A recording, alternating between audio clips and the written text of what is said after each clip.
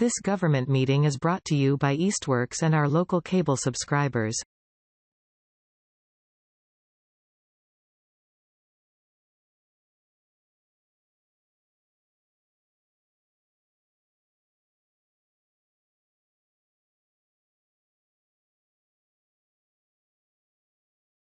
It is 6:01. I will now call to order the December 8th meeting of the Easthampton Conservation Commission. This meeting is being recorded. This meeting of the Easthampton Conservation Commission will be conducted in person and simultaneously via remote participation online to the greatest extent possible. Every effort will be made to ensure that the public can adequately access the proceedings in real time via technological means. In the event that we are unable to do so, despite best efforts, we will post on the City of Easthampton website an audio or video recording, transcript, or other comprehensive record of proceedings as soon as possible after the meeting. Should an interruption occur in which the online meeting ends abruptly, both the in-person and online meetings will not be restarted, and all agenda items will be automatically continued to the next scheduled meeting. Are there any public concerns, non-agenda items? We have no members of the public here or online, so we'll move on. We have no public hearings scheduled this evening and no requests for certificates of compliance. Ava, do we have any updates on enforcement actions? The only update I have is for 37 South Street that I did look into it. I don't believe DEP ever did get involved in this one. We have been waiting for many years for a site visit to confirm whether or not the invasives have been managed and the plantings have survived. So I think it'll just be really trying to get in contact with Matt. Matt Gall has taken over, but has held to the idea that this enforcement action is connected to his mother. So he's not responding to this one and has pushed it onto her. I've never met Julia Gall, so I'm not exactly sure how the Gall estate works, but that's something that I'll have to keep pursuing. Okay. That's good. Open space updates. Yeah, so Borkowski parcel, I thought we could take a little time and talk about Borkowski parcel. I'm pleased to report that we got seven members of the public to send us trail maps, which I think is pretty good. Given like that, I think the interest in Borkowski is really like a smallish group of users who use it relatively frequently. In the purple folder on the table, I have everyone's printed out maps. I can give you guys kind of a summary and then we can review maybe some of the specifics. And I'll also note that on the side there, I have the Trail Force map. And we had a couple bikers respond to the call, but we had sort of reached out to the public with the understanding that we thought we knew where the cyclists, how the cyclists use Borkowski parcel mostly, more curious on how the hikers used it. Yep. So is this the same map we looked at last time, or did you kind of redo it? Yeah, so I took our Google Earth map, which is the one that we looked at last time with the full spaghetti of trails. The ones in blue were ones that one of our 7 members of the public highlighted as a trail that they use as part of their regular routes.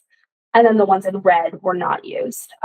With, again, that some folks did highlight trails that went off of city layout as well.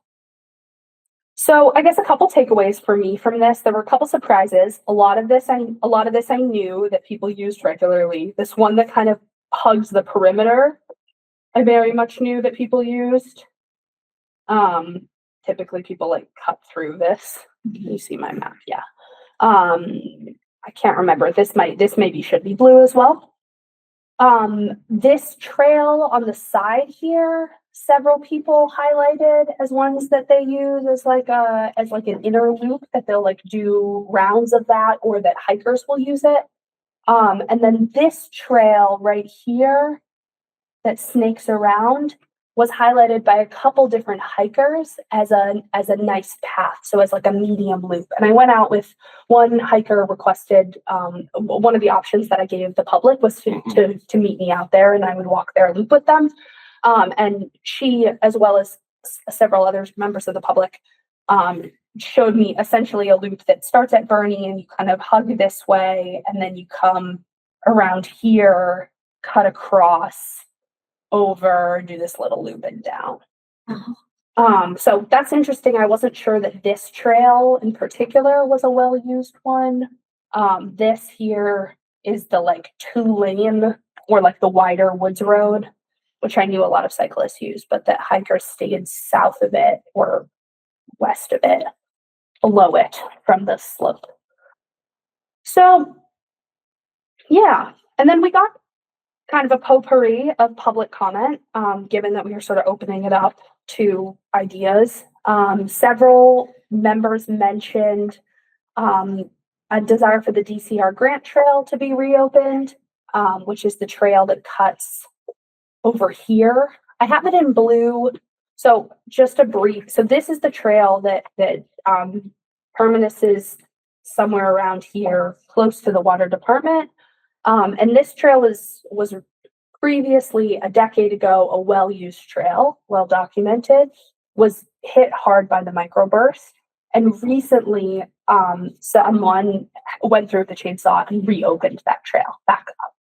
So it's not been in the major usage in the last 10 years. And I think a lot of folks who've been using the parcel in the last 10 years don't know that the parcel's been reopened. Like it's happened since I've been with the city. So like in the last year. Several members of the public discussed wanting that trail opened back up.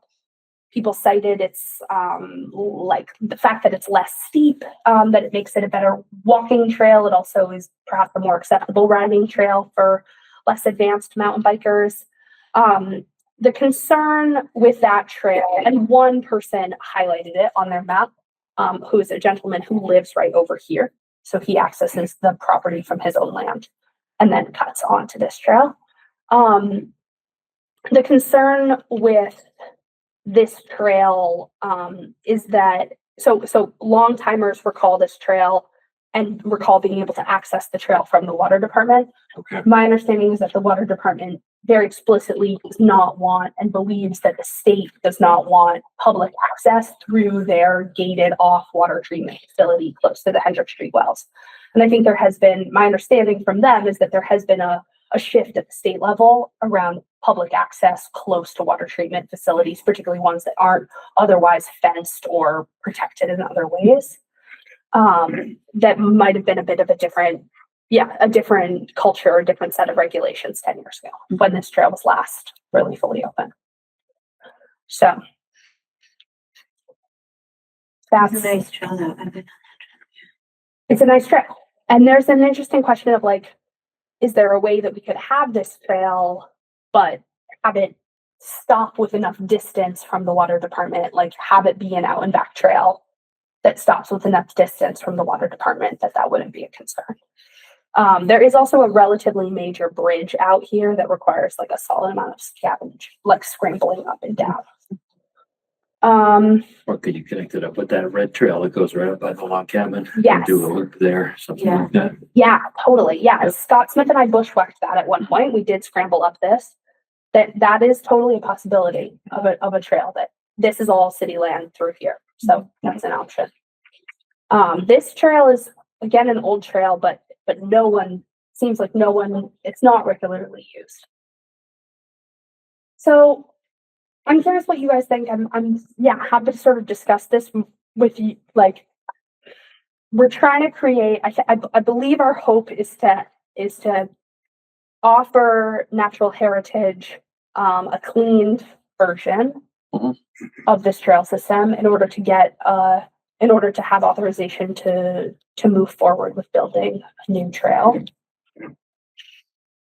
Well, it seems like even if we were to use that straighter red line that goes up near the log cabin to make a loop out of the blue trail, the DCR trail, there are a number of other red trails that if we were able to discontinue, and I'm assuming these don't overlap with cycling trails either, or they do? They do, yeah. Like this outer loop is very much the cycling loop.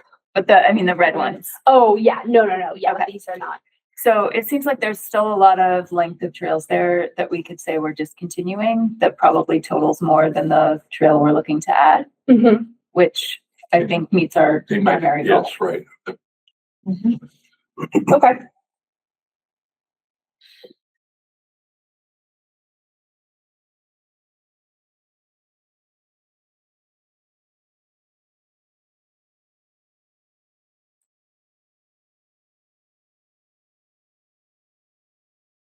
I wonder if it also could be worth it. Like, I think, like in here as an example, like people use both of these options, but we don't necessarily need to make both of those options. Sure. Yeah. It's kind of hard to see some of the details of the blue on Yeah, there. there's, when there's it's the zoomed right, out, they, but- they run parallel to each other. Yeah. and- Yeah. Yeah. Isn't that?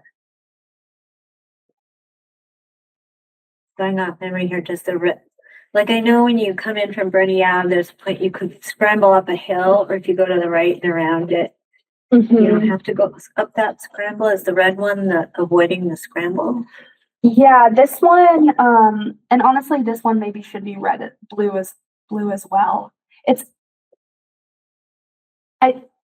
Yeah, I think people do sometimes come down this section too. This is like this trail, I believe, is the section where like there's the valley on your left, ravine. like a ravine. Yeah, exactly. There's like a ravine on your left, and you come down here, kind of on high ground as you come down.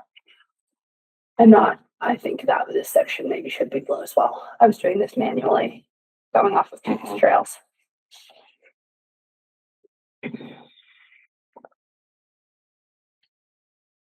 I mean, I think it would be my feeling is that it would be a more compelling case if we could tighten this up more than this. I think start as a starting point to show that we're taking away more than we're asking to create is a good place to begin. And then if they aren't convinced, then maybe we tighten it up and look at taking more away. But if people are using them and natural heritage is on board with taking away just the red ones, I think we'll do better in the public eye if we keep the trails that they're using intact.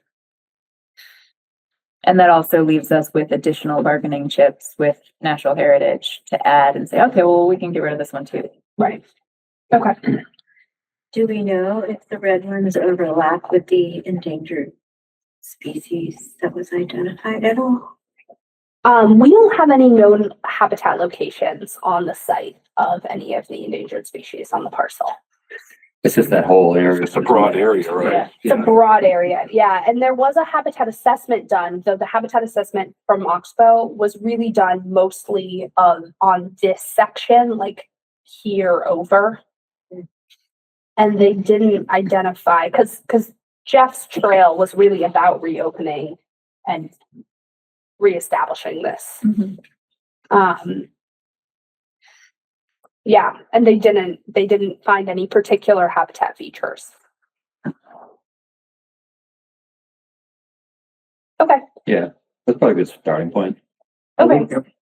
Do you guys think natural heritage need something like, would this red and blue map be sufficient for them? Okay. Because none of these trails have names Right. Yeah. and a lot of these are not, I mean, these are all just like manually GPX'd from me walking them and then tracing all of my routes Yeah. to overlap. Presumably for people who are unfamiliar with the parcel, can we give them a guesstimate of, loop length or trail length so that they have some idea of overall length that we're looking to maintain versus decommission? Yeah, I'll try to figure out how to get a overall length of the red versus the blue. The total mileage of trails that were mapped here was like 6.6 miles of trails Okay. on the parcel. Just the blue or Miles. the blue and the red? All of them. Yeah. Yeah, like, that'd be good to have numbers of the lengths and like a total. So number that we're it- looking to- And it looks like the versus red that. would be maybe 20% of that total as a guess. Yeah. Yeah, maybe. Yes, so I think that's a fairly substantial offer. Uh-huh. And the new trail we're proposing is point something? It's 1.1. 1.1. Yeah, I can put it on here.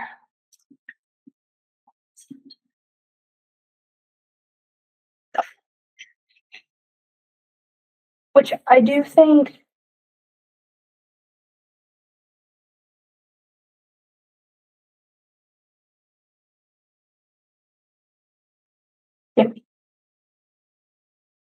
There's some overlap. This section is crowded. When you hike in this section, Yeah. it's hard to tell. I've now been to this parcel many, many times, and it's hard to know which trail you're on. Okay. Things can look similar. Mhm.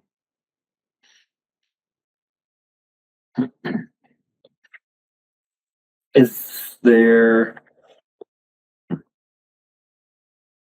So this is the blue is walking, hiking, or is the blue walking, hiking, and bicycling? It's walking, hiking, and bicycling. Yep. All right. I mean, I think another good option, this segment right in here, this one that goes from like, if you're following my mouse, Mhm. I think that one could be a good candidate to close. I think only one person highlighted that one, and that's a pretty not well-used trail. Well, what is like closing it mean? Like we put down a bunch of brush to block the way and just change the signage, or because like even if we close it, that one person's probably still gonna walk that trail. Totally. And I think that's okay. I mean, it's not ideal. I think we will brush it in, right? Like put down a bunch of stuff, haul, make it. When I worked for the Green Mountain Club, we would say like large, spiky, and unfriendly when you're kind of close the trail. So we would haul in a bunch of stuff. And then we were really trying to close a well-used trail, we would put up a sign that said trail closed, restoration in progress. But I do think the thing that we really have on our side for this parcel is that there is not an existing map of it.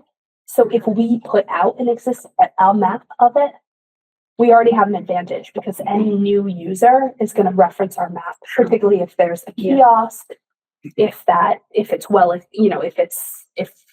map is easily findable, if it's on our website. Is it even blazed right now? The cycling trail is blazed, Mhm. with blue triangles, like Okay. the Broad Brook Loop is Alright. blazed with blue triangles. Okay. Nothing else is blazed. Yeah. There's a couple random blazes. That would help too, putting blazes on all the trails we want to keep, because then for people who aren't familiar, they'll know turn this way, not that way, when they get to one of these junctions.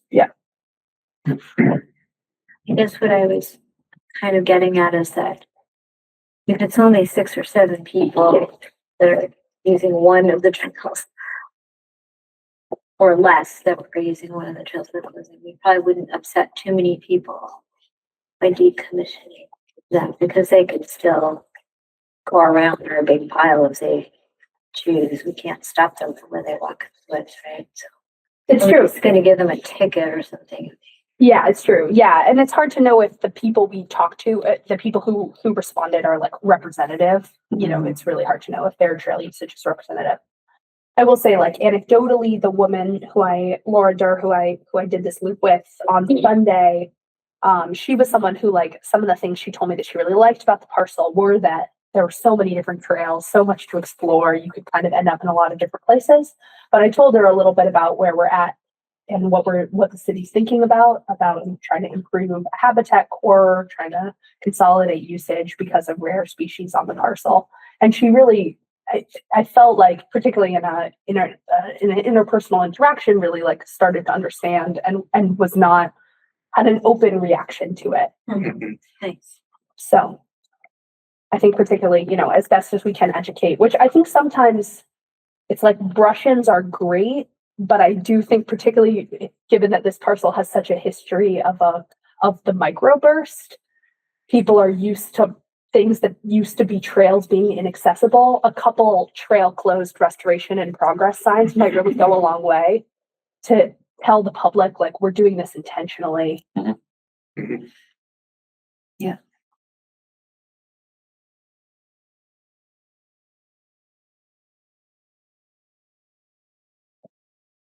There are a few of those like that, the most bottom left one that's red.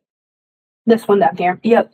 Like pulling that out kind of gives you a nice intact piece of unfragmented land down in that section. The middle is still going to be a little bit chaotic regardless of what we shut down, but I mean, I wonder if we want. I wonder about this piece. And frankly, this piece, which I don't think is on most people's radar. That gives you, get rid of that and you have another really Another good large size piece. Right. Unfragmented area. So the pond is somewhere in here, and I don't think we want to close access. Let me find Where is the pond log cabin actually? It's, okay. I see Log it. cabin's right there. See if we can see the pond. Okay, yeah, I think the pond is here. Okay. So if we'd want to keep access to here, Mhm. but before someone came through with a chainsaw, this beyond the pond was essentially inaccessible. Which does feel like a shame to undo their hard work. But I also don't know if it's a massive loss given that many people have not used it in the last 10 years. And the long red one behind the log cabin, that's not one of the access routes that the cyclists use. No, so Okay. this does drop you. You can jump over the guardrail on Yeah, it's not 141 clean access. Yeah. and Oh, right, right. immediately No parking, access yeah, this no trail. parking, there's Yeah. no anything. I don't know how you do that. Apparently, once upon a time, I think some of the cyclists were talking about this. There was some kind of mountain bike route down here on Mount Tom that is not allowed. Right, So there was a connection point between. okay, yeah. This is a woods. Tails. Yeah, this is a woods road. There's a lot of debris up here. I've only been on this trail once. There's some just junk that's clearly trash thrown off of 141, but there's some other crazy stuff like cars and just like woods farming equipment and big stuff. Which might be habitat for our species at this point, some of it. So that polygon above the pond, that's somebody else's property. This one right here. Yeah. Yeah. Yeah, and this polygon is the one that's like that they have it marked. They have it posted. So the trail that starts with the water department is no longer on city land. No, this is all city land. Yep, this is all city land. But this is like water department land that comes out till here. Yeah. So there's this kind of privately owned polygon in the middle of all the cities. Well, we have a few of those, right? Yeah. I mean, this one's the more significant one. I do like the idea of trying to connect those two trails up, but I don't know how steep it is. You said It's you very steep, I bushwhacked bet. that. Yeah. You said you bushwhacked that, Eva? Yeah. Yeah. It's steep. I mean, this whole hillside is steep. So I think, these switchbacks like give you a good sense of like what they were trying to do. Yeah. And this is a little bit less. I think it's roughly relatively even. Let's see if I can show it.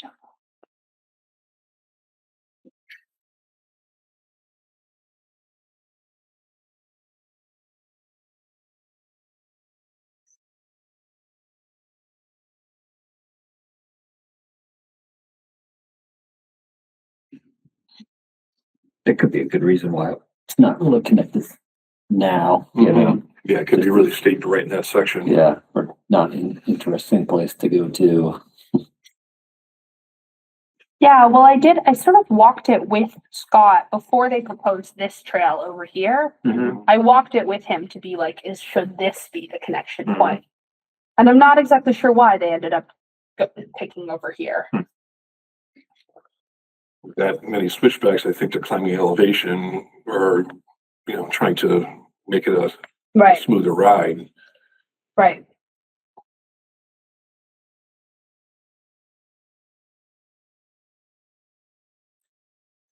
Are there places where it seems like the bicycle use is intensive enough that there ought to be an alternative walking path that we designate, you know? Yeah, that's a good question. I think that the most intense bike usage does come in like right in here in this zone. This is where it's steepest, and so that's where I see like the most kind of like tight corners Sure. and rutted sections. Going up or for bikes going up or coming down or both. Probably Going both. down mostly, Okay. mostly they climb coming around here. So if we funnel them all up and around that private parcel, we're gonna have bikes going in both directions and hikers trying to squeeze through that little narrow spot. Mhm. Yeah. Yep. Yeah, no, I do see that as a real issue, is particularly without us owning these two parcels. Mhm. How are we gonna get people down here? It's like, it's this, we need to get people like from here. And then they're on this woods road, and then it's pretty, like, this is kind of a smooth double track. And then this is like twisty and nice. This is, in my opinion, probably the best built trail on the whole thing from like a erosion There is a lot of perspective. mountain biking. There is, yeah. I've been out there hiking and just have like 4, 5, 6 bikes just keep going by, going by, going by. Yeah. Check it out.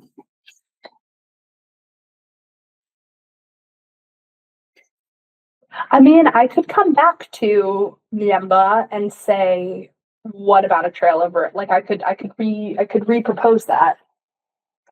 Say, what if you gave us a climbing trail over here so that then we could send people down this and then they can connect to existing. But the red is, you said a woods road, right? Mm-hmm. So then you take away all of the good downhill on the steep part of the slope. Up here. Yeah. Mhm. That's why they probably picked that other, new trail that. Yeah. Yeah, Because there's a trail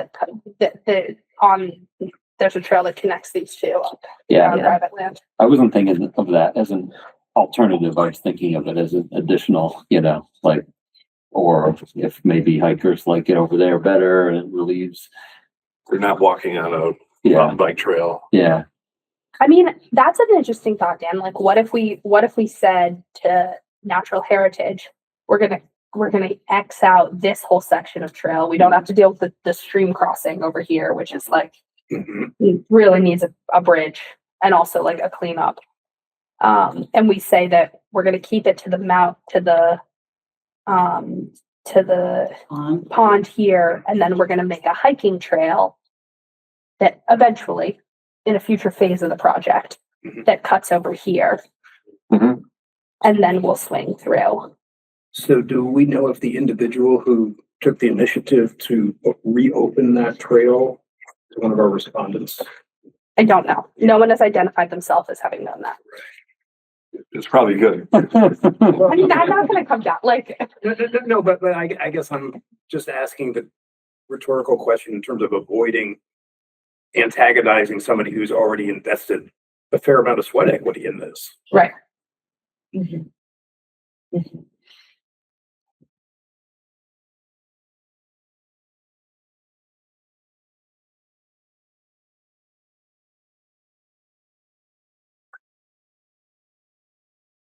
Yeah, I don't feel like we need to worry about that so much, like worrying about specific people that did a lot of cutting without permission, I think we need to do what is best for the parcel and most users. Yeah. And I think, I would like to think anyways, that people who cut trails without consulting the landowner anticipate that they may or may not stay open, or that they're, Certainly. they certainly should. Yeah, They certainly should, yeah. I guess the only thing about the Nimba trail, while it certainly benefits them in terms of having more interesting up and downhill terrain to bike on it, because it's so much switchback, it does make it longer in terms of like the sheer amount of miles we're adding or subtracting to town natural heritage. Like if it didn't switch back so much, it wouldn't be a very long trail. Right. I don't really think there is a way to climb this though without switchbacking. Yeah, I think it's very steep in that section. And certainly not without erosion. Right. Uh-huh. Create Need the erosion switchbacks issues, to have yeah. it be a to dissipate the erosion Maintainable. potential. That makes Yeah. sense. I Yeah. will also say that, this landowner could cut off access to this section, like at any time, they could post it. Mhm. In which case our parcel essentially ends here, right? Like, Mhm. we no longer have access to the town forest land over here and the CR here. I mean, we would through the. Yeah, through yeah, the we top would through the here. top. Yeah. Yeah, But the loop Yeah. as it currently stands that most folks ride Right. up would no longer exist. yeah. I'm having a terrible time seeing the blue in that area. Mhm. Through here. It's the screen angle in the blue is really hard in Oh. general. Oh, Where, I'm sorry. like, it's kind of good. Yeah. I wonder if I can turn this. Oh, I see. Yeah, so there's a deep ravine thingy bob through here. So, yeah, it would almost be like, it would almost, I like the idea of just planning on cutting this off, right? And connect this up to be a loop, and Mhm. that goes away, this goes away. And then if there was a way to get down here to make that a big loop, and then I feel like having two trails through here, like a designated up and a designated down for Mhm. bikes would Well, this blue right here is a down that's for yeah. bikes. Yeah. Oh, and the orange is an up.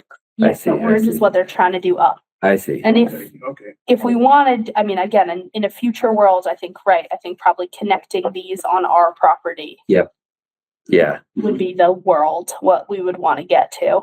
So the up would be like hiking both ways and bicycling up, probably. It could be. Just having hikers on a down mountain bike Yeah. trail sounds I don't think we will Away see from it. the downhill. terrifying. Yeah. I mean, it happens now Yeah. and it's not the end of the world, but I think everyone would be happier if the downhill was bikes only. Right. Yeah. But- Definitely. But if we did cut this off, just to not rely on that private property, then we're putting more people up in that little narrow spot, so probably if we're lucky with conflicts now up over here, we might get less lucky if we say you can't go this way anymore.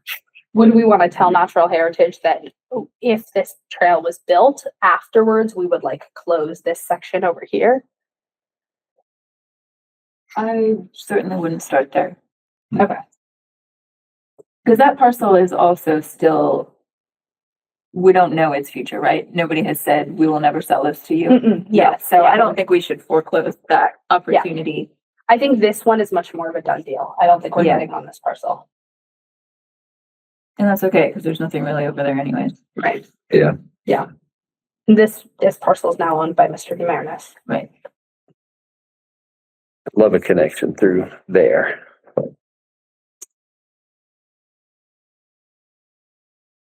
Because if people like this trail and that was to get cut off in the future, then it would be a bummer to lose that whole thing. But maybe we don't have to worry about that now. All right. Okay, so in terms of what I'm sharing with Natural Heritage, where did we leave things on this? With these two? Well, we're not sure we can connect those efficiently, right? Because of the steepness of that area. I mean, I guess I would be more confident in building a hiking trail that traversed it Okay. than I would be in building a bike trail. It would be steep, but you're on the side of Mount Tom. Mhm. But it would be a starting from scratch. Like it would be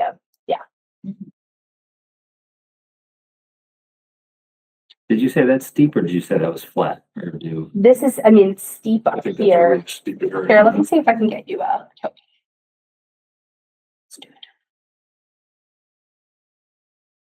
we could just put it on a map as like future possible connection to natural heritage and just leave it at that for Mhm. now.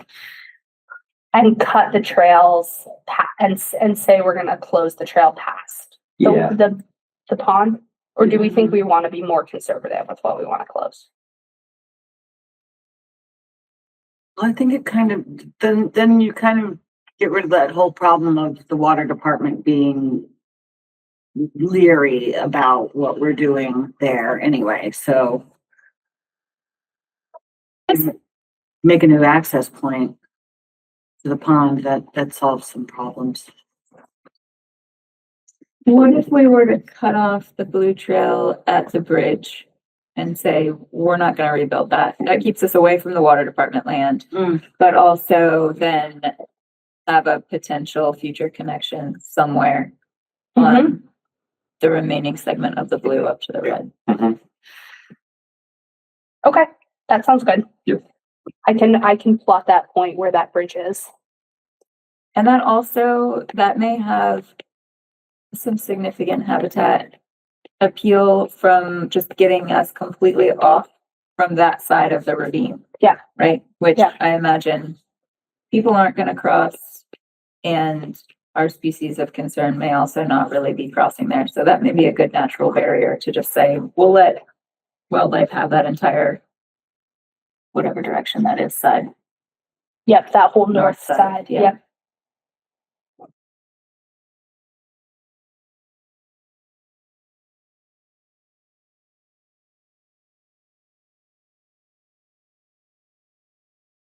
So this shows, so yeah, once upon a time, there was a trail that connected these. That is, I think, what Scott and I were trying to find. Okay. We didn't really find it. The pond is, Well, if that's already on a map, I would show it right there. Yeah.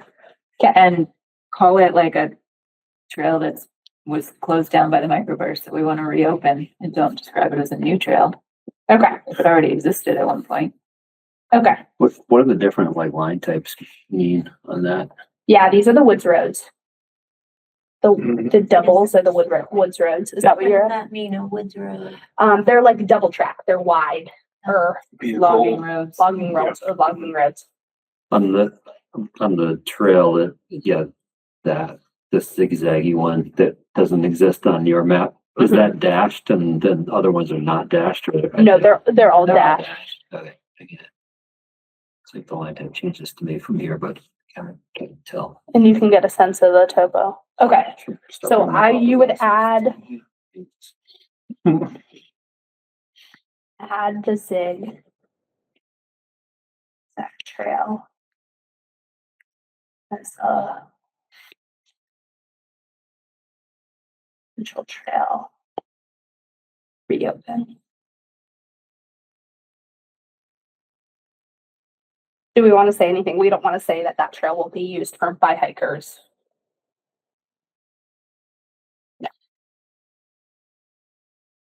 I don't think we need to be that specific right now.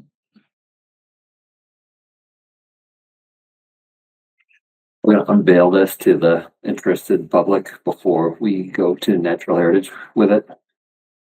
I don't think we need to. I think people have been pretty involved along the way. Do you think we should? Do you think we should have like this is our natural heritage application? I think so. Okay. Yep. I guess my only concern with doing that is that what if natural heritage requires a lot of pages? Then we tell people, well, we took your feedback. This is what we came up with, went to the state. They don't like it. Then we have another round. It's just engaging people in the sausage making a little bit more than maybe they're used to seeing. Is everyone else in agreement with that? I think that is All right. as straightforward as we can make it. Okay. Yeah, because it'd be a bummer if we went to natural heritage with something that People are then going to turn around and be upset about. right. Yeah. Okay. Exactly. All right. So just to like summarize what I'm going to do here, I think I'm going to cut the trail off like here. I'm going to cut. Seeing something Oh, different. thank you. Yep. I'm going to cut this blue trail off here and say the rest of this is red now. And then I'm going to trace in the one that's on the zigzag map, trail. yeah. Yeah. Yeah. The old one that's on the trail. I do think this one right here, we can turn red. Because I do think this one is probably blue. Okay. So I'll swap those two. Do you guys have a do you want me to leave these parallel ones? Or we can say we'll close one of them. If they're right next to each other, we shouldn't have, I was gonna go the opposite and say if people are using them both, then let's, Why don't I hike them both and figure out which ones work in but we're worst kind of case, reduce and we the can footprint. close that one for erosion. Mhm. Okay. So I'm gonna hike the left entrance trails. Y'all, I can't wait to give these names so that we can talk about them Yeah. later. You showed them the one that you think is gonna become red in the center. This one right here. In that, okay, yeah. I like that because that also opens up a big piece of intact contiguous habitat in the center. I need to re-segment it in order to change its color, but yes. Yeah, I like that too.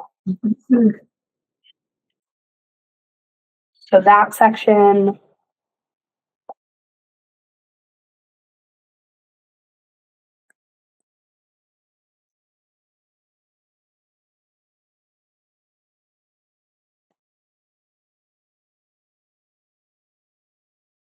Okay.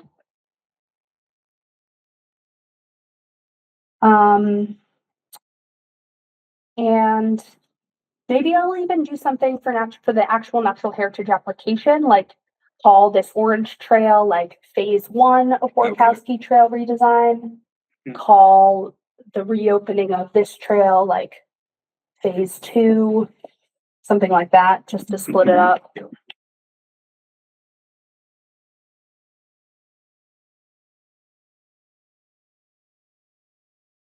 I think also, I guess do we want to include like a couple of these sorts of connections that we'll probably have to make? Yeah.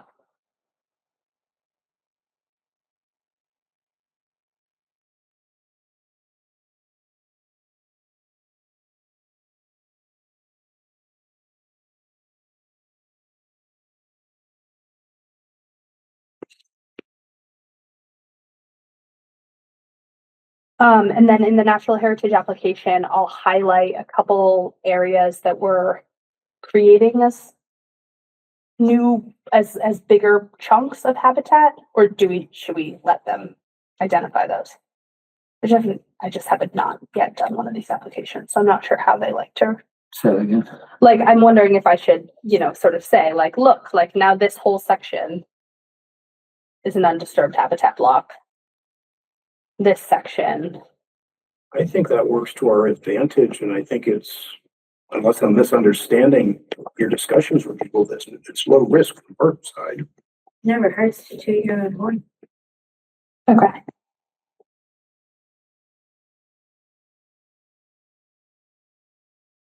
Do we know what the range area is for our species? How far they can travel? Or like what an individual's range is as their living space? Because the downside to showing those areas would be if it turns out that we're like, look, we're making this non-fragmented, but that's a fifth of the range that an individual needs or something, Right. then that's not really very helpful. I wouldn't think that would be the case, but I just don't know. Okay. Weren't there also plant in a certain area? There's a host plant for one of our species. Right. Okay. There's like some kind of bug. We could It's called an Yeah. insect. Yes. What? Sure, I'll use technical terms on me.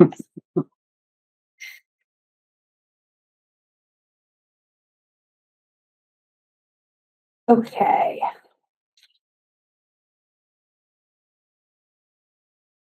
Which means we'll make this trail blue as well. Yeah. Most of it. We probably don't need to show it running up to the guardrail. Yeah. Okay. Great. Yeah, I can cut it. Will match up with the one that's on the other map, that would Mhm. probably clean it up. Right. Okay. And then let me just quickly pull up the natural heritage application just to see if there's anything else I need from you, because I'm imagining that I have this for you and that we present it to the public. Mhm. I'll invite the whole list of people and say, this is what, okay. Those of you who've done natural heritage applications before, you don't get like letters of support or anything like that. No, they're just gonna care about. Sure. Yeah, it's purely regulatory. Species. It can be hard to say, so like. You had a situation a long time ago with this particular species in not so far away. It was the Holyoke Community College, and there was, there's the entrance off of Route 202. That was our project. There's an existing like maintenance road, like a woods road. You can still see there. And, the idea was we'll put an entrance where the existing road is, but they were like, no. The species likes the road. Okay. So we needed to put in a second road. Which was more impacts, but that's how it. That's what they wanted. That's what they wanted, yeah. Do what natural heritage wants is what it comes down to. Right. Yep. And to that end, if we needed to turn that road we just turned blue back to red, we could probably create an alternate little loop through there. Yep. Yeah. Well, and again, the pond's here. Right. So there's still quite a bit of Yeah. space. Okay. And I don't think, this all seems pretty, It should be pretty it's straightforward. pretty straightforward. Yep. Photographs represented on the site. We certainly have plenty of those. This proposed tree vegetation clearing line, that's just like our trail here, right? Where are you? I'm looking at the second bullet point. Yeah. Yeah, I think it's just we just state how wide the trail is. Mm-hmm. And I think I would note in the description that it was purposefully routed to avoid tree clearing. Yeah. Yeah.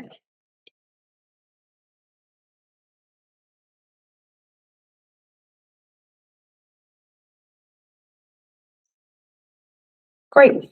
Okay. So I'm seeing January 12th as the natural date to do that on. Mhm. Commissioners are good with that. Okay. Sounds good. Yep. All right, sounds good. And these descriptions are typically like the project description, like a page or more detailed than that.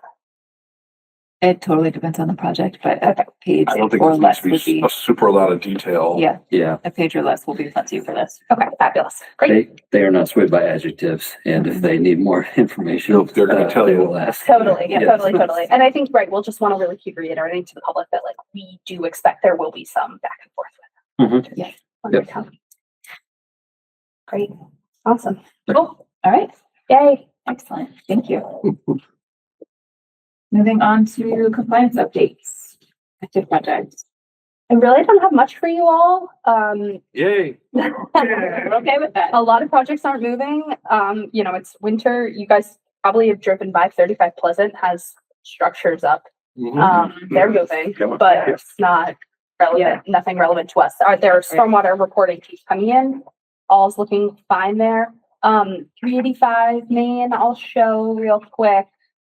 Just that I think I updated you last time that we might be receiving a request Yeah. to amend the order of conditions. I don't have any serious updates on that. Mhm. This is what the fire department's looking for them from them right now. The red is where they want access. Mhm. Okay. Fire access, okay. Yep, so this is the Kestrel's Road that already exists. Right. Mhm. They were out there mowing it a couple of weeks ago, doing something. I didn't, see how far they were into it, but Yeah, I suspect, the last email I saw from Jeff has him confirming that this road in, as it currently exists will be sufficient for fire vehicles, but I would be surprised if it wasn't. It's like a pretty wide road. And then this is the reinforced turf that was in their pre-approved plan right here. Mhm. So none of that is different, assuming that the fire department is comfortable with the reinforced turf and the gravel as described. This is just the parking lot, so it's really around the back here that we potentially come into some issue. Okay. I don't think we need to Do get into anything it yet. until they show us the plan. So- Right, right.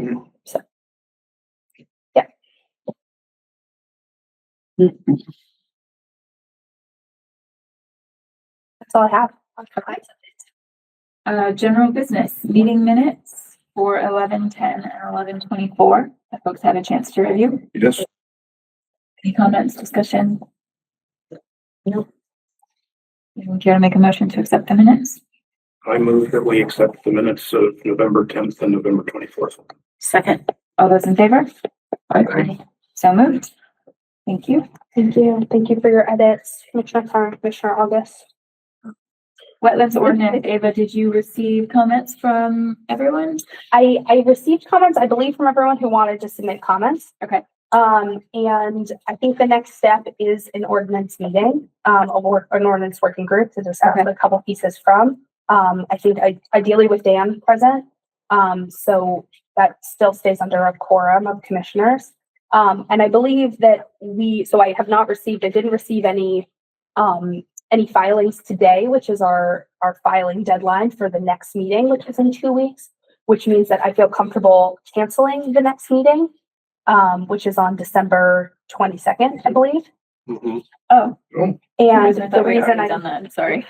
we canceled it for next year. Yeah. Yes. okay. Yeah. So the reason that I say that is that I've already confirmed that Tom Lutzenheiser is available that night. So given I see that what you're doing. 3 of you are, I hope, had already held that day because it was a Concom day. Yeah. The 3 commissioners or the 2 commissioners who are on the working group plus Dan. My question is, could we do the working group meeting that night? Think so.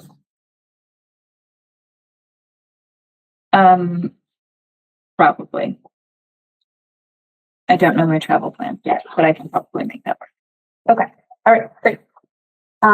6 o'clock is fine. Okay. Great. Excellent.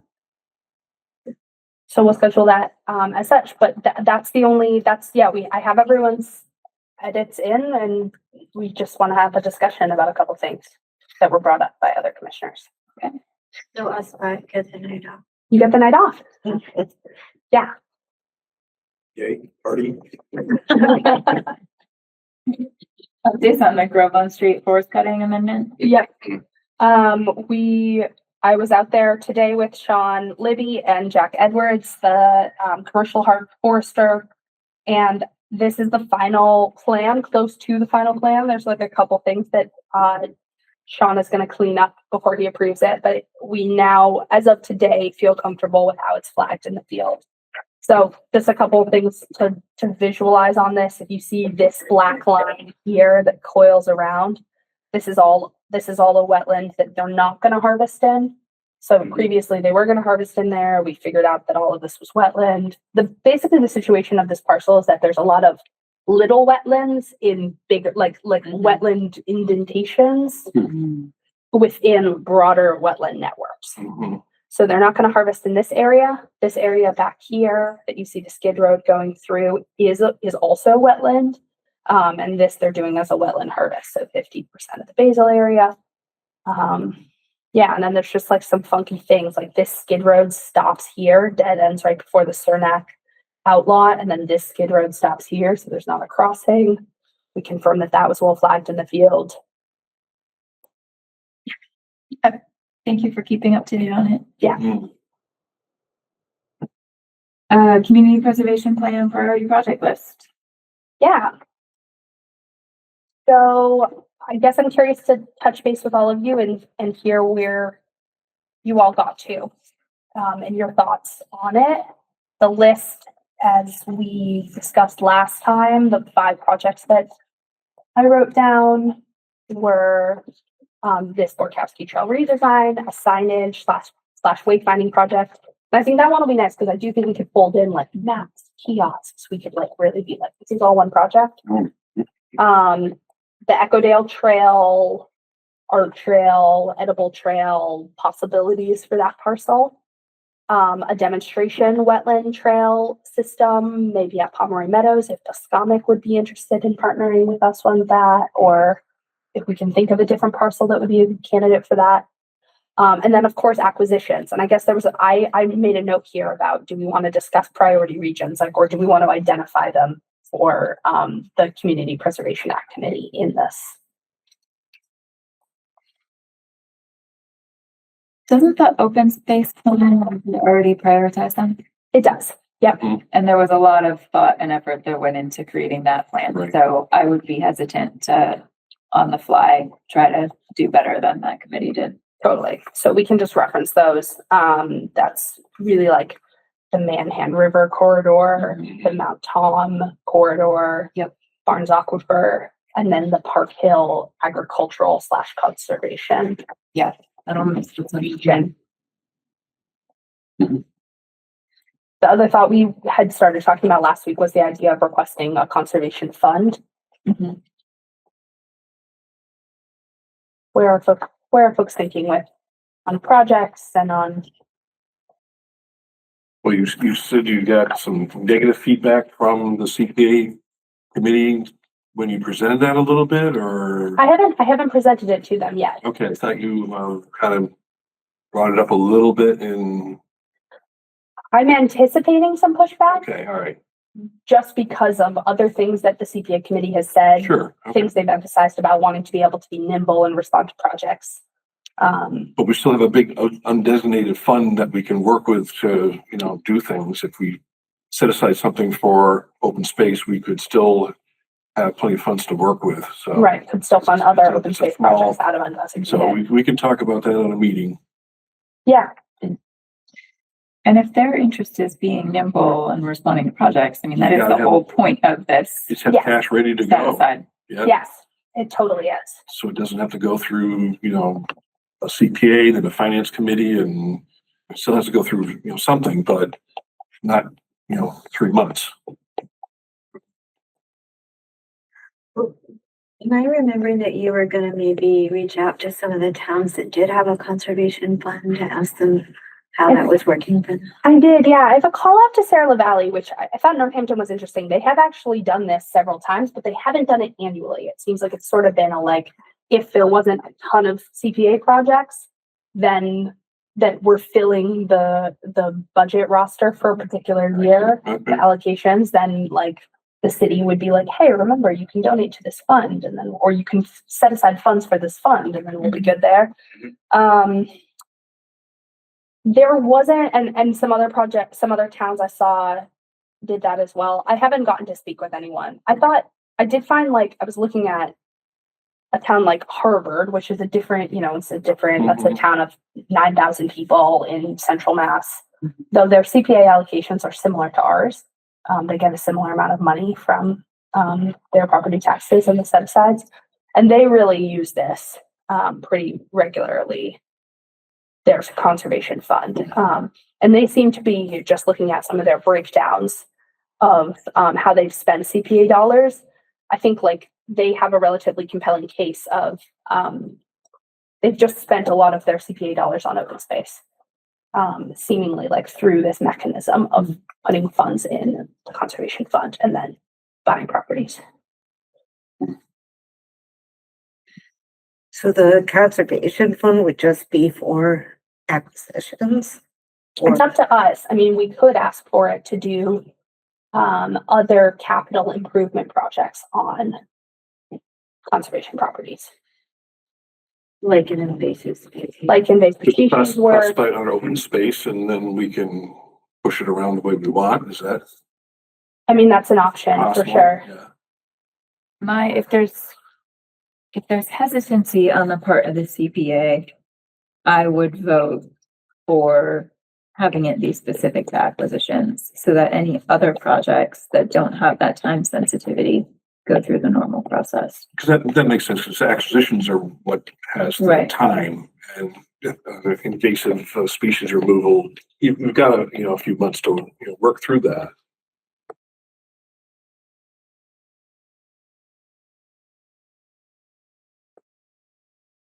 There's a much more compelling case if it's specific to acquisition where we need to move quickly. Yeah.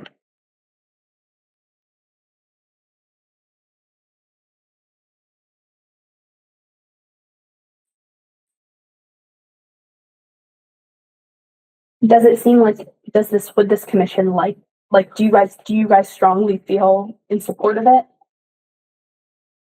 Of the conservation fund Mhm. or acquisition or other, yeah.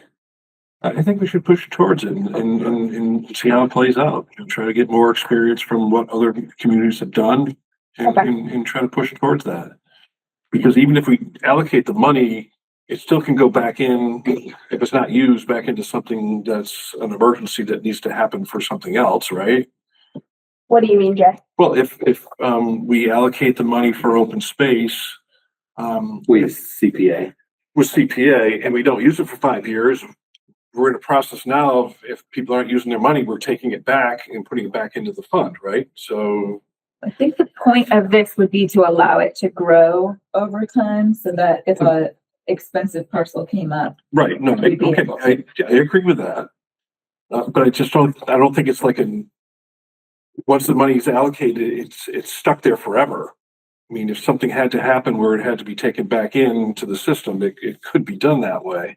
Not that I mean, the CPA could write a grant agreement or a project funding agreement that did set it up that way. Like, I'm sure that is possible that we could establish this fund and then say, if the CPA if the Conservation Commission doesn't spend or something, we could put a. Only to make it more likely that people would agree to it, that would say, oh, well, it's not like, it'd be stuck in open space forever and not accessible. And if we had an emergency that we had to deal with or something like that, I don't know, just throwing it out. Yeah. I feel like that maybe too much gets in the way of itself. All right. Okay. So. Well, all right. I mean, if CPA, what you're saying is, it sounds like if CPA votes to set aside money to that fund, CPA could vote to return that money to CPA. In the past, it's been, we've given somebody, $30,000 to do a project, and they spend 10,000, and then, 5 years later, they haven't used it. It's like, okay, we want to take that residual back and put it into the general numbers. I don't know if what it was talking about is we're talking legally different. Yeah, we're talking. Yeah, I mean, it's because it's a fund. It's its own account and not a project specifically. I mean, our projects, the reason that we do that with CPA projects is that we put in their grant contracts and their project funding agreements an expiration date. Sure. Right. This is different than that, because we just want to have this money be there as a contingency for for a while, and not have a time element to it. I mean, I think maybe we could put something in there. Maybe that I don't know if this would be persuasive to the CPA committee, but that said, the Conservation Commission will expend the conservation fund first before requesting additional funds. Yeah, that makes sense. For a project. Yeah. Yeah. I mean, it seems like it makes sense to ask for it. Our job is to advocate for these sorts of things. So let's advocate for. I think we should. Yeah, I think we should. In the listing that you gave us for parcels, so anything that says Conservation Commission is our priorities for you to look at, because it also had, other departments. Oh, on the open space, on the list of open space parcels. So the ones that say conservation are managed by us. Yeah. Okay. And then there's a couple that are that don't say Conservation Commission, but are sort of de facto managed by us. Like Oliver Street was one that no one has claimed. Joyce Woods. So if we wanted to do something with any of those, where does that money come from? Probably a CPA appropriation. Which could be separate from what we're talking about. It could be a whole separate money to deal with invasive species on Oliver Street, and that could be a whole separate project. Okay. That's this fund. Cause I did see, it was on Loudville Road, said it wasn't good for recreational purposes, but it said it could be a wildlife corridor. Mhm. So I was just curious how that would work. Like money goes into that and a corridor is maintained for wildlife Someone would or? have to come up with a project and present it as a plan. So a plan would have to be put in place that would be presented to the CPA to, to vote on. Oh, see. It's a property we already own though. Yes, it was like 125. Then I think it's probably saying it does act as a wildlife corridor. That's its benefit, but it doesn't have additional recreational benefits. It wouldn't be saying we need to do something to make it a wildlife okay. corridor. But if we were going to make changes to it, then we could take it out of our regular fund if it was Okay. small enough, or we could ask for CPA money if we were going to make, something more elaborate out of it. Okay. In theory, I don't know. Without details, I don't know. I mean, I'm curious if there are many large chunks of land left in Easthampton that are not already privately owned that we could acquire, that we don't already have.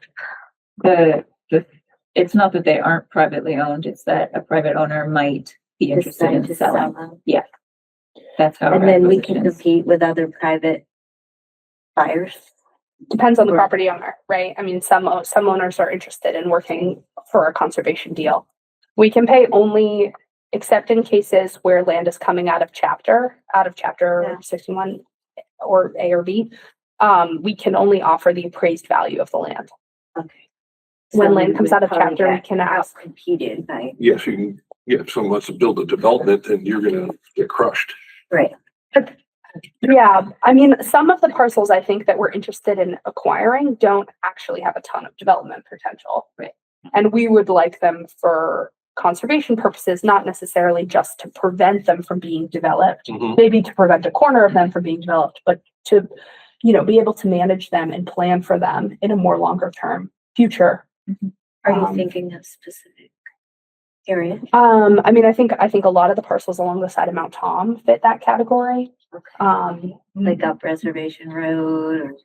Yeah, along East Street, I think is a great place. Like there's a lot of big parcels there. Yeah, there's several. And that was the basis for that whole list in the open space plan, right? Right. That makes sense. And some of those were explored. There's a couple, I think we're not looking at where you're. yeah, there's a couple, paper streets that Bernie put up there. Like,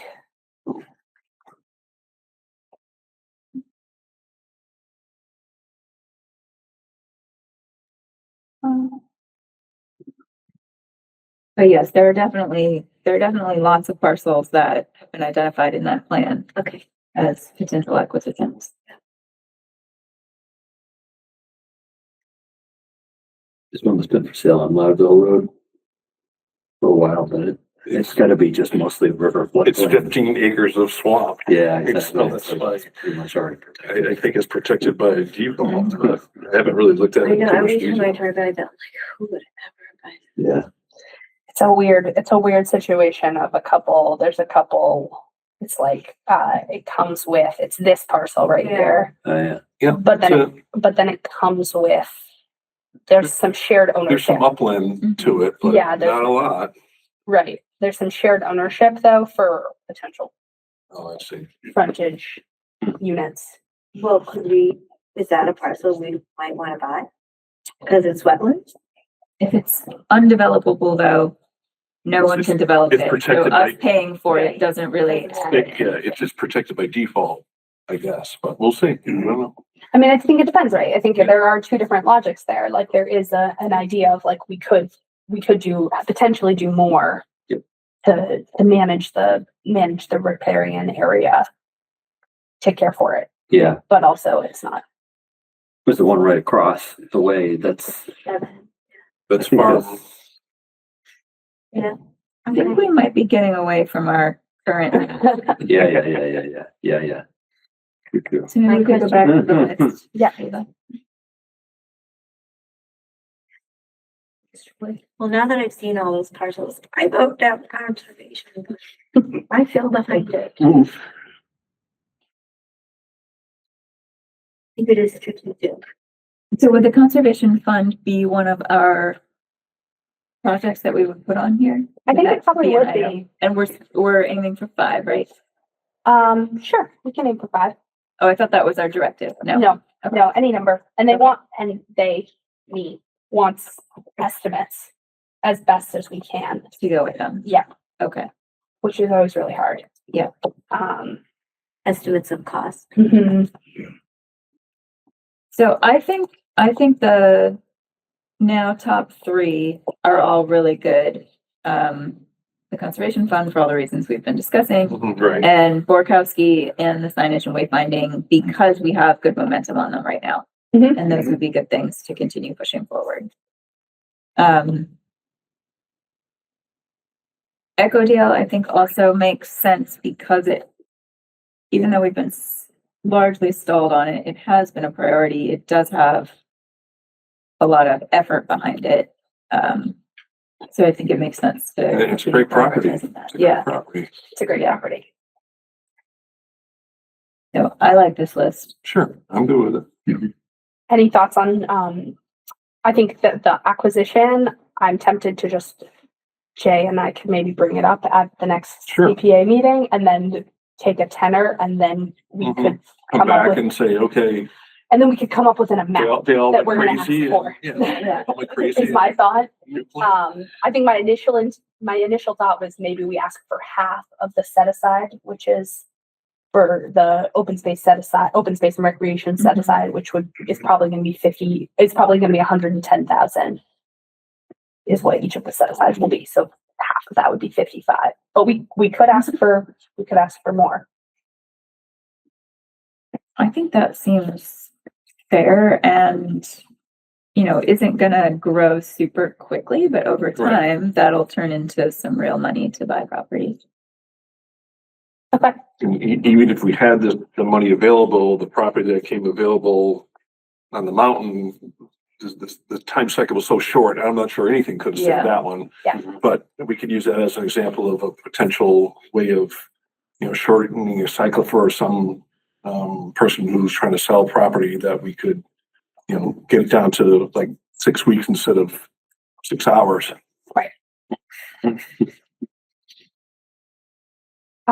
Does anyone have any, I mean, I can try to come up with numbers for these next 2. I thought we had a rough number for the trail if it was to be machine built. We had, yeah, go ahead. At 30 grand in my mind. I don't know where that came from. I had Let's go with 200 in my mind. 200. Maybe it's 200. I don't know where I got there. No, it seems a little. We had numbers, Right. definitely Jeff got some numbers when he looked at it last time. I don't think we've gotten any estimates Okay. this time around. Maybe it'd be worth asking the number folks if they have a sense of cost for that piece, and then we could kind of extrapolate from there. Sure, given the because other. they've done a lot of good work on elements. that, Yeah. trail design that they're working on, so. It's a publicly bid construction project. It'd definitely be 200. Yeah, don't go There there. was a number higher, right? That's correct. I think if it's over 10,000, we'll have to do an RFP process. Yep. Well, and yeah, number can't. I don't think they can hold a contract on a city property, could they? They're private trail builders that are connected to NEMBA. But could somebody other than the city hold the contract to do work on a city property, thereby skirting around procurement law? I doubt it. Yeah. Yeah, so it's gonna be a publicly bid project. Yeah, you're right. So it's gonna be prevailing wage and it's gonna cost a fortune. Yikes. Yeah, my brain short started there for a second. But you're right. Okay, so I'll ask the NEMBA folks for a sense of the climbing trail, like what it would cost to do the machine built climbing trail. Mhm. And then I think I'll maybe I don't know, Okay, all right. add in 50% or something like that to think about. I think a good rule of thumb for a project that's mostly labor is you double it for prevailing wage. Does that sound right to you? I not necessarily, but it's just hard to say what you're getting into, you know? Yeah. It's like, where's the access, your construction bad, erosion controls, you know, like. But just It's- the labor alone is gonna be, prevailing wage is gonna send it Mhm. substantially higher, and I think it's more than 50% increase. Is there any potential for it to be volunteer labor?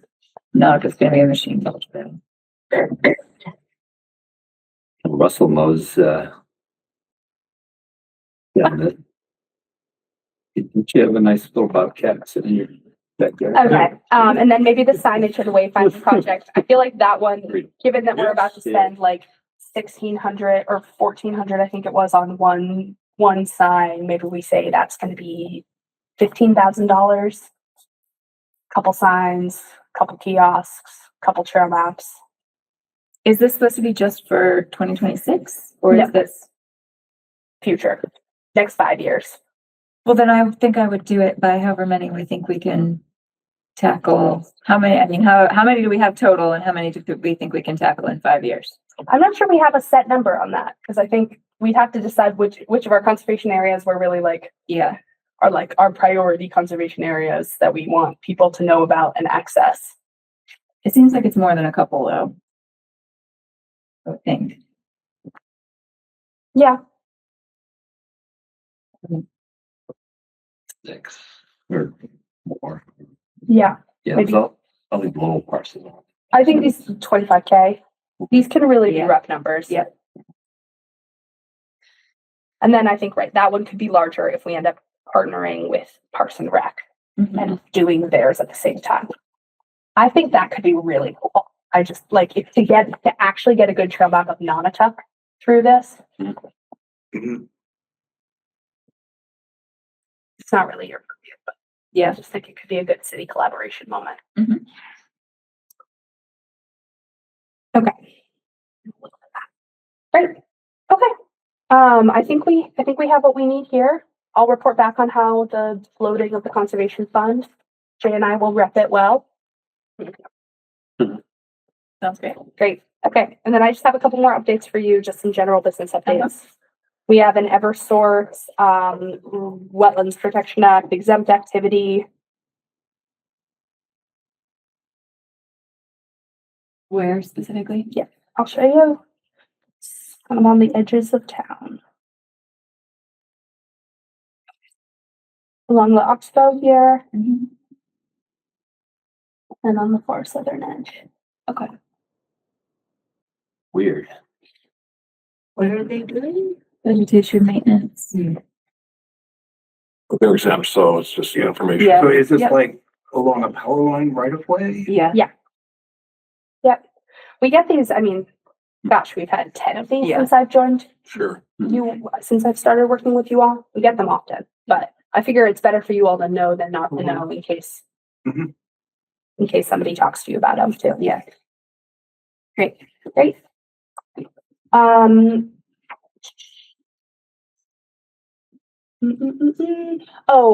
I wanted to ask, last year I did a little bit of salt monitoring of our waterways with some salt Yeah. kits.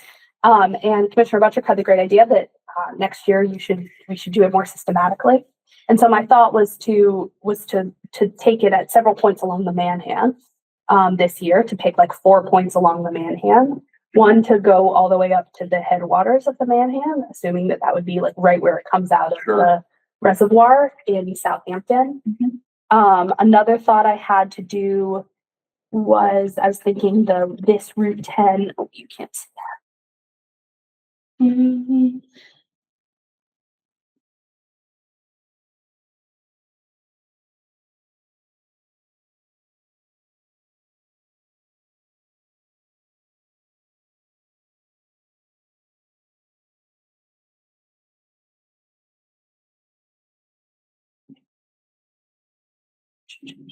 Okay, I was thinking this Route 10 bridge. I'm still not sure we're seeing what you're. Oh yeah. Oh, that's where it crosses. That's Just on in the Southampton border. Yep, it's Yeah. still in Southampton. I just thought that is a spot that I imagine is pretty heavily salted. I mean, I'm sort of like, I'm not exactly sure what our methodology is here. There's not any guidance from the folks who provide this. They're just like, more data, you know. But for our own interest, I'm super open to your guys' feedback about what would be beneficial for us to see. So this was another spot I was thinking about, but where it dumps out of the reservoir, this is as far as you can go. Sure, okay. So to test it there, and then to test it under the bridge.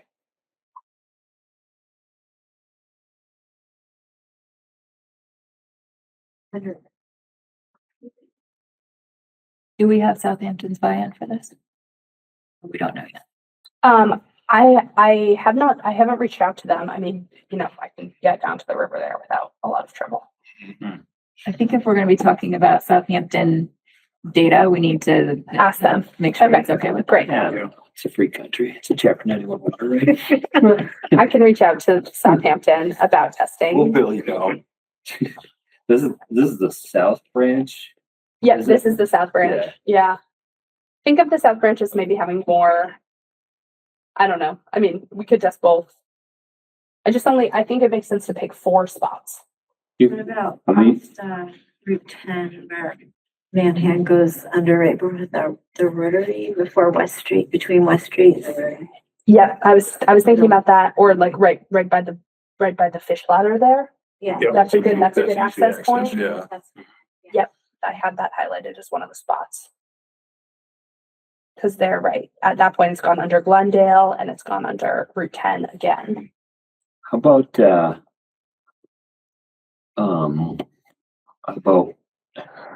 the bridge, the Pomeroy Meadow Bridge, like the town line? Uh-huh, Yeah, that's So about this right is- there. yeah, Yep. this is right where on the North Branch Yep, or, That's the North Branch, right? Yeah, exactly. okay, So you're coming into town, you know, from the 2 branches. uh-huh, You're coming into town from the 2 branches. Why not just do the Glendale Street and Yeah, get them combined? Then it's everything coming into town. Yeah. that might Do you think make it's important to split them? sense. this spot is hard access. I tried to get down there. I did get down there last year. I mean, I will That also bridge say, is terrifying. yeah, the bridge is Yeah, terrifying. if you look at it, it will fall down. Don't look at it. I'll also say that and we might just run into this, like the Manhan was frozen for a lot of last year, which was made it hard to test, but Yeah. That other bridge is a nice wide spot, 1 lane wide. where you can Right sit. up under Yeah. The Pomeroy Meadow? That, Or the, where the Pomeroy river. Meadow, now that Right half here. is closed. what happens I close? think that one's Yeah. close to the dam, right? If we're, Well, it's a couple miles in between. I don't- Can you turn on satellite maybe so we can see what is happening in these intervening reaches? yes. Because if not much is changing from a land use perspective and roadways, then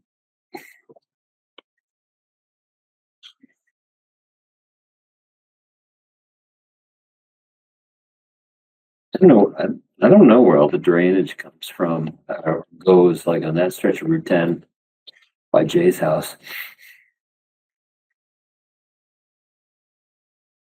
Up here? No. Well, The what main- street? Yeah, Closer Route to 10. town. Yeah, Main Street. Main Street. Yep. I mean, there's no culverts that go towards the Manhan. Yeah. what was the go most downstream that To you the did last pumps in the year? other direction. Yeah, I think it goes the other direction. I think it The goes most over the downstream I hills. did last Yeah, year, Sure, the city is a map. I tested, Yeah. the one that was consistently the highest was the Broadbrook crossing on Liberty, but that wasn't the Manhan. Mhm. And I don't think I didn't test anything further downstream than that. What would be a good spot to get closer to where the Manhan runs into the, Connecticut. yeah. I was thinking over at the Fort Hill, over here at the Fort Hill Bridge. Okay. Yeah. And then get back out. Mm-hmm. Where's the mill? Yeah, so that captures really sort of all if you did the mill and then there, you'd really get a sense of what's coming from the more developed areas, I think. On the backside, like this backside of Eastworks, and Yeah. then, mhm. everything that contributes to the ponds would show up down there. Yep. Right. Because, yeah, the water will have flowed out of the pond by that point. Yeah, that's actually really interesting, right? Because Mill Street will be before any of the pond input comes in, but Fort Hill will be after it. Yeah. And Mill Street is gonna get some neighborhood drainage, but maybe not. I mean, there's still a lot of undeveloped area buffering the Manhan through that wetland complex through there. Yeah. So if we have those 2 points as kind of our downreach ones, to do this spot off of Pomeroy Meadow, should we keep it in Easthampton? Do we not want to? I mean, I'm happy to reach out to Southampton. I guess my thought is, if we know what's coming into town, right, that's what we can control.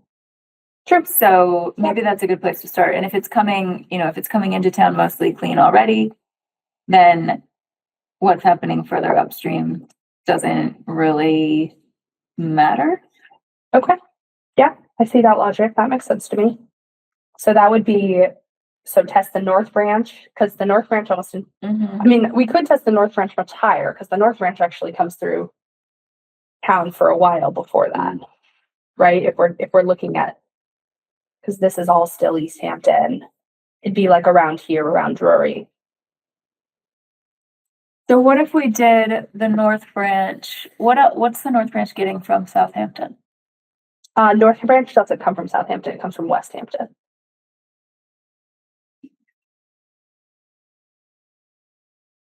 Where's its path? What's it following? The North Branch, this is still the North Branch, I believe, yeah. Kings Highway. Kings Highway, so here, we just crossed 66 here. Yeah. Yeah, Or no, sorry, we crossed 66 back here, and then we keep going. I think I would be inclined to do the end of the North Branch at Pomeroy Meadow. Okay. And if we're finding that there's significant salt in there, then maybe we want to look at it more closely in the future, but that's pretty undeveloped, that whole reach, so I think doing it there would give us good information. Okay. And then likewise, figure out where we can understand what's coming in from Southampton as our starting point, and then what we're adding in those two reaches. Yep, that makes sense. So I think then we either I reach out to George Russell, the conservation agent of Southampton, to ask about testing at that bridge over the border in Southampton, or I think our next access point would be the Pomeroy Meadows conservation area. Is there a good access in there? There's a boat launch. For real? Wait, what? For real. In Pomeroy Meadow? When the city in Passacomet got funds to do the trails down in there, they were like, and look, there's a boat launch in like a mile down in the woods. You can get down to the river from there. Yeah, yes, there's an official boat launch at the end of the trail. I mean, if that's an easy enough place to access in various winter conditions, I think that'd be a good spot. That's a nice hike going down. Through It is, Yep. yes. Appreciate you guys giving me nice hikes. Yep. Great. Used to go down there all the time before I had a dog, but no dog's allowed, so he's never been down there, which is kind of sad. Okay, all right, so I'll do those 4 spots, and I'll test them. I'll get to each of them 3 times through the winter. Great. We'll see if we find anything interesting. Yeah. Cool. Okay. Sweet. Thanks for thinking through that. That's all I have for you. Okay. Nice. Anybody else? Nope. Motion to adjourn. Second. All those in favor? Bye. It is 7:30. We are concluding this evening's meeting of the Easthampton Conservation Commission. Our next regularly scheduled meeting would have been December 22nd, but having no hearings, I believe we have decided to cancel that. So our next meeting will be January 12th of 2026 at 6 p.m. Thank you, everyone. This government meeting is brought to you by Eastworks and our local cable subscribers.